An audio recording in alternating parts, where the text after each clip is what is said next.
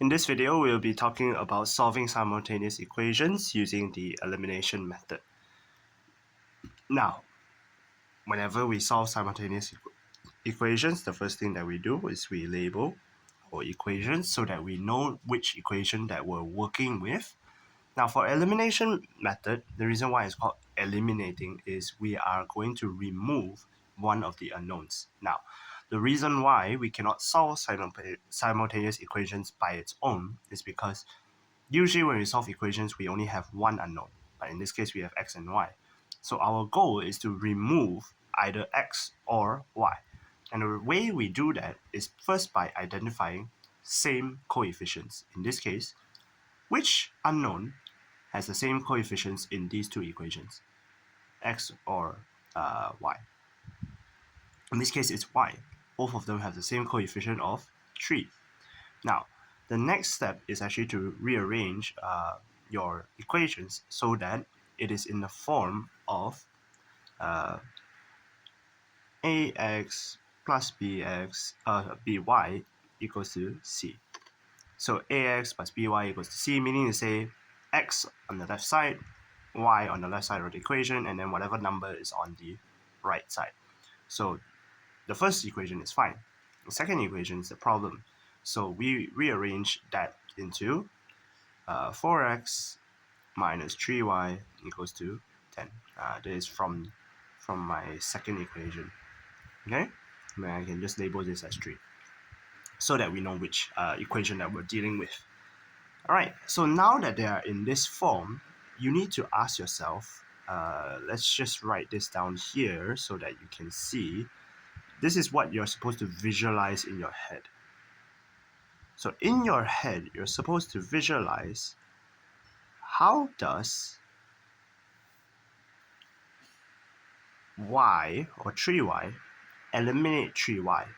In this case right now they are being there's positive 3y and there is negative 3y.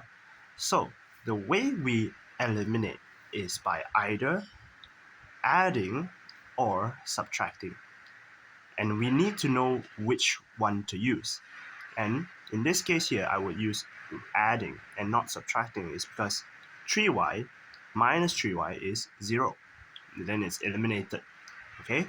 And then if I use minus, negative 3y will become positive, and then you will have 6y, and then you don't actually eliminate your unknown.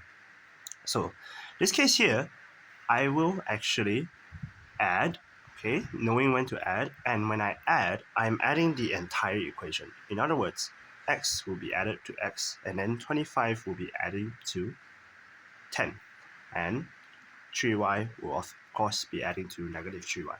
So this is what's going on in your head. What you actually write down, and this is important, is what you actually did. So what I did was 1 plus 3. I'm adding these two equations, and when I add these two equations, 3y will be cancelled out. What is left is x plus 4x equals to 25 plus 10. That's what is left after I eliminated these two. Alright, I eliminate these two, then what is left is x plus 4x, and then 25 plus 10. So that's what I write down. This is what I write down. This is what you visualize, okay? Don't need to write this down in your working. Then after that, you have 5x equals to 35. X equals to 35 over 5, which is 7.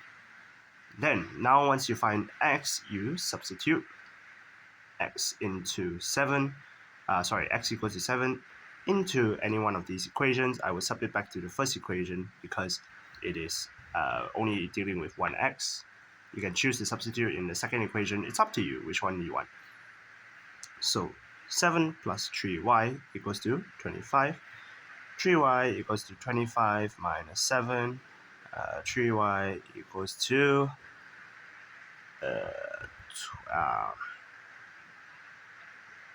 18. Sorry, y equals to 18 over 3. Y equals to 6. Therefore, x equals to 7. Y equals to 6. All right. Alright, so that's the method. Let's look at it in different contexts.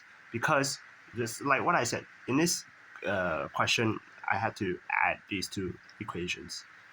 In other questions, it's not as straightforward. Again, please label your equations so that you know which one you're dealing with. What do I do here?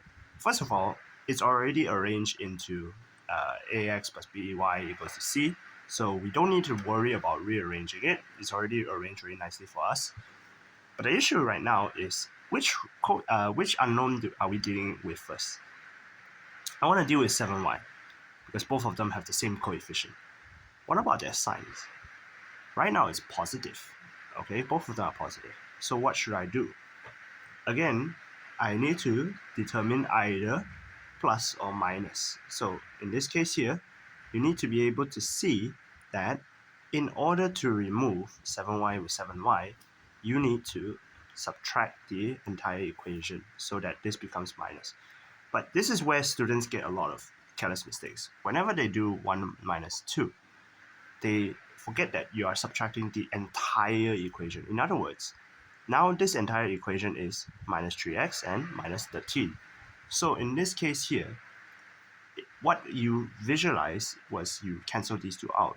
And then what you write down is 6x minus 3x. You have to remember which one is your original, because some students actually write 13 minus 49, but it's 1 minus 2. So 49 minus 13.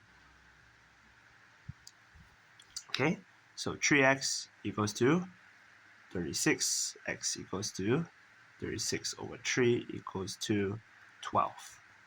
Then I will sub x equals to 12 into, either one would do. I would just substitute it into 2 because it is a lesser coefficient, so I don't need to use, don't need to multiply such big numbers. Equals to 13. 7y equals to 13. 3 times 12 is 36, so minus 36 over y equals to 36 here minus 13 minus 36 is 23 over 7. So therefore x equals to 12, y equals to negative 23 over 7. Don't be scared of the fraction, alright? Don't be scared. Your answer, if you get a fraction, again, you can just double check by substituting the values into into the equation, check whether they're correct. And even if it's a fraction, yes, it's possible for you to get fractions, right? But very rare. Usually usually the exams in checkpoint will stick to whole numbers, but don't discount the possibility that it will be a fraction. Now, last question to look at. What if you don't have a similar coefficient? Look at this. For y here, 7 and 7. For y over here, 3 and 3. But for y over here, it's 7 and 4. And x is 2 and 3. What happens when you have different coefficient in this case? Again, label your equations. This is where, just like how we can add and subtract equations, we can multiply equations. And when we multiply equations, our goal to multiply equations is to make one of their coefficients to be the same. So how do we do that? Let's look at x. X is slightly easier. I want to make their coefficients the same using multiplication. What do? What I do is I will have equation 1 multiplied by 3. So when equation 1 multiplies by 3, it's the entire equation. So 2x multiplied by 3, I get 6x. And then 7y multiplied by 3, that is 21y. And negative 29 multiplied by 3, 27, 97. All right? Okay. So once I have that equation multiplied by 3, and the reason why I multiply by 3 is because the second equation is 3x. And I multiply by 3 is because that is the lowest common multiple. I want to find where, again, making these two coefficients to be the same. So 2 multiply, my equation 2 now needs to multiply by 2 in order for both of them to become 6x. 6x minus 2 times 4y equals to 8, and then 2 times 29, 18, 58. So then now we have new equations to work with. So make sure you label. And then again, now you have two equations where the coefficients are the same. So the idea is, the first thing that you should do if you don't have any coefficients that are the same is you multiply it by their lowest common multiple so that they are the same. And once they are the same, that's where you can eliminate them by either adding or subtracting. In this case here, because both of them are positive, I need to do subtraction. So 3 minus 4. 3 minus 4. Forgive my bad handwriting. 3 minus 4. So 3 minus 4, 6x minus 6x, that is cancelled off. 21y minus negative 8y. It's very important to keep the negative. Oops, you can't see. Here we go. Okay, 21y minus negative 8y. Very important to keep the negative. All right, equals to negative 97 minus 58. 21y minus negative 20 minus negative 8y, that is just becomes plus. So then that is 29y equals to negative 145. Negative 145 over 29, that is negative 5. So y is negative 5.